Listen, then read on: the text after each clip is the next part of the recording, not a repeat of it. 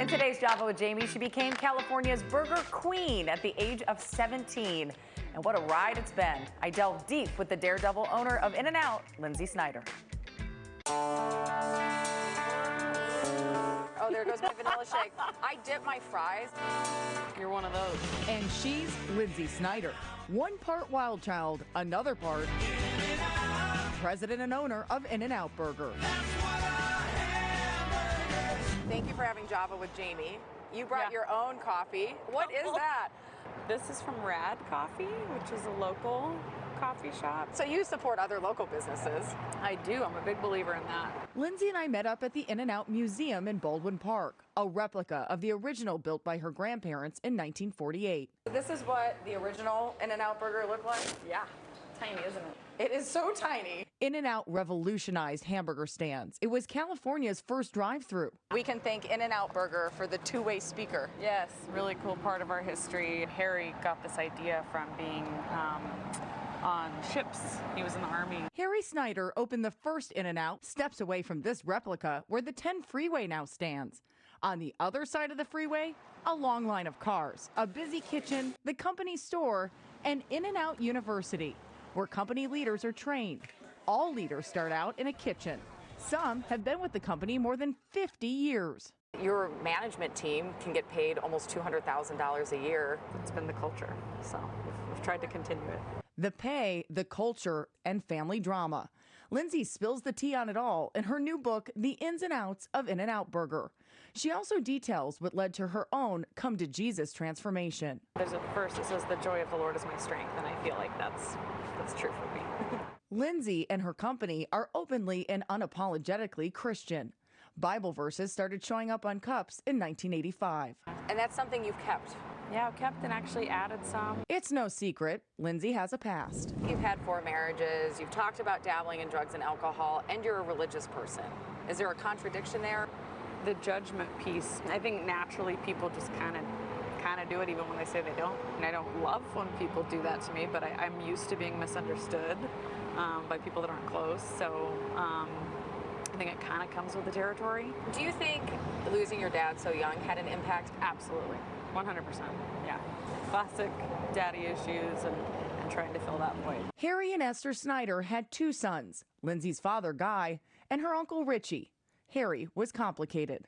From my understanding, he was pretty nice to other people, but I think at home, you know, some of that stress, he took a lot of it out on my dad and my uncle.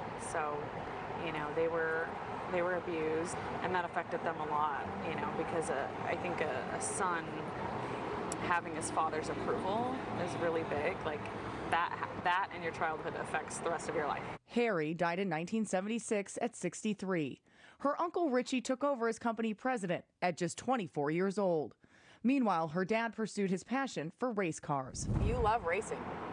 I do. I love drag racing.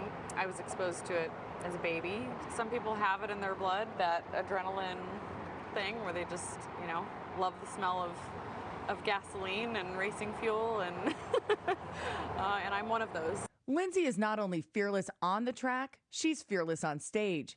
Here you see her performing with her band 48 Special at over-the-top In-N-Out family picnics. She's also an aerial dancer and a fire eater.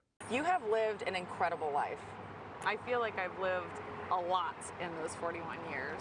All the excitement, not so typical for a mom of 4, leading a billion-dollar empire. Her position, the result of a series of family tragedies. Your uncle dies in a plane crash. Your father dies when you're 17. How have you been able to manage all of that grief? I have to go back to God, because I truly believe without him, I probably wouldn't be here today. Lynsi is Harry and Esther's only grandchild. She spent elementary school in anonymity in small-town Northern California. After her uncle's death, her father took control of the company and moved the family closer to Baldwin Park. Everybody thinks about the money and the fame and the fortune. You actually never wanted people to know when you were a kid that you were part of the In-N-Out family. It wasn't part of my reality. I lived up there and was sheltered from it, and then when I was in 6th grade was the wake-up call. We moved down here, and I went into a school where now people knew who my family was, and were figuring out who I was, and were treating me differently. And so that was when I realized, wow, you know, can I just be normal again? You know, because there's a difference when people know.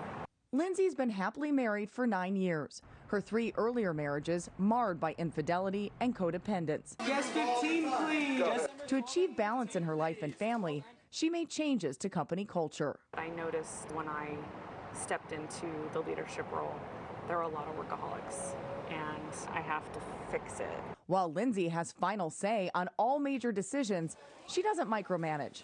We have a strong team of leaders. Lynsi does shield her kids from public view, but often picks them up from school and schedules dates with each of them. I originally was doing something they wanted to do, and then I was like, wait, I'm going to make them selfish. I'm like, I need to pick what I want, so that way they're sacrificing, maybe not doing exactly what they want. From Harry Snyder's original hamburger stand, In-N-Out has grown to almost 400 stores. I had to ask, Why not sell and take the money and run? No, that's not an option. You know, this is a stewardship. This is something that's been handed to me to take care of, and I take that seriously. You know, continuing my family's legacy. So no. So you're not selling? No.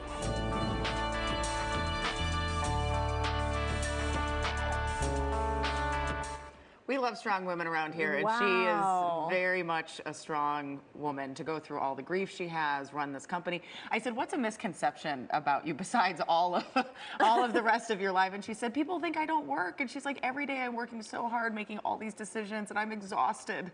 And I said, I can imagine. Yeah, and 4 kids and a marriage and overseeing that whole empire. But what an interesting story. So fascinating. And I'm sure she has a lot more compassion for the people who work for her and absolutely brings that to the table every day. Well, that's what, when you visit In-N-Out, you do have that feeling. She calls it her family. She doesn't just look at these as her workers in the, you know, in the burger joint, and they pay very well, and they've been able to keep prices low because they source their produce locally and have developed really good relationships with people. So it was fascinating to meet her, and I'm glad I got to share her story. Yeah, I love that they take care of their people too. Yes. Thank you. Really interesting story.